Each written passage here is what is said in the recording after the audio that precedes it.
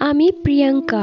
গ্রামে আমার নানু বাড়ির পেছনে ছিল একটি পুরনো গোরস্থান। আগে সেখানে লাশ দাফন করলেও এখন আর কেউ করে না। একটা কারণে সেই গোরস্থানটি চিরদিনের জন্য বন্ধ করে দেওয়া হয়। গ্রাম দেশে শিয়াল অনেক বেশি, রাত হলে শিয়ালের ডাক। গোরস্থানে যখনই লাশ দাফন করা হতো তখনই শিয়াল মাটি খুঁড়ে লাশ বের করে নিয়ে যেত। কখনো কখনো তো সেই গোরস্থানে মৃত ব্যক্তির খন্ড খন্ড মাংস নিচে পড়ে থাকতো। তো যখনই কোনো মানুষ মারা যেত সেই গোরস্থানে দাফন করার পরেই সকালে মানুষ দেখতো কবরের মাটি খোদানো এবং সেখানে লাশ নেই, রক্তগুলো শুকিয়ে গেছে, মানে সেখানেই লাশটাকে টেনে হিচড়ে খাওয়া হয়েছে। তো এমনই একদিন সেই গ্রামের গণ্যমান্য এক ব্যক্তি মারা যায়। সবাই আগে থেকেই জানতো এই গোরস্থানে দাফন করার পরের দিনই লাশ গায়েব হয়ে যাবে, কেননা এই গ্রামে অনেক শিয়াল। তাই যে ব্যক্তি মারা গেছে তার বড় ছেলে লাশ পাহারা দিবে বলে ঠিক করে, যাতে শিয়াল নিয়ে যেতে না পারে। তো তিনি তার হাতে একটি মশাল জ্বালিয়ে রেখেছিলেন। তার সাথে তার পরিচিত আরো একজন ছেলে ছিল। কবরের কিছুটা সামনেই তারা পাটি বিছিয়ে বসেছিল আর নজর রাখছিল যাতে শিয়াল না আসে। শিয়াল আসলেই তাকে লাঠি পেটা করবে। কিছুক্ষণ পর তারা যা দেখলো তা দেখে তাদের পায়ের নিচ থেকে মাটি সরে গেল। পশ্চিম পাড়া থেকে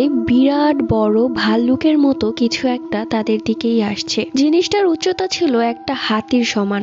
এটা দেখে তিনি এবং সেই ছেলেটি একটা আড়ালে গিয়ে লুকিয়ে পড়ে এবং মশালটিও নিভিয়ে দেয়, যাতে যে এদিকটায় আসছে সে যেন তাদেরকে দেখতে না পায়। কিছুক্ষণ পর তারা দেখলো সেই ভাল্লুকের মতো জিনিসটা কবরের পাশে বসে কবর খুঁড়তে লাগলো। কবর খুঁড়ে তার মৃত মায়ের লাশ বের করে আনলো এবং তার মায়ের দু হাত ধরে টেনে ছিঁড়ে ফেললো এবং হাত খেতে লাগলো। আস্তে আস্তে মৃত ব্যক্তির পুরো বডির এক একটা পার্ট ছিঁড়তে লাগলো এবং খেতে লাগলো। এসব দেখে ছেলেটা নির্বাক হয়ে তাকিয়ে আছে। ছেলের সামনে তার মায়ের মৃত লাশটাকে কেউ ছিঁড়ে ছিঁড়ে খাচ্ছে, কিন্তু ছেলেটা কিছুই করতে পারছে না। ছেলেটির সাথে থাকা ছেলেটি এতক্ষণে ভয়ে অজ্ঞান হয়ে গিয়েছে আর ছেলেটি তাকিয়ে দেখছে। 20-25 মিনিটের মধ্যে তার মায়ের মৃত লাশটা খাওয়া শেষ।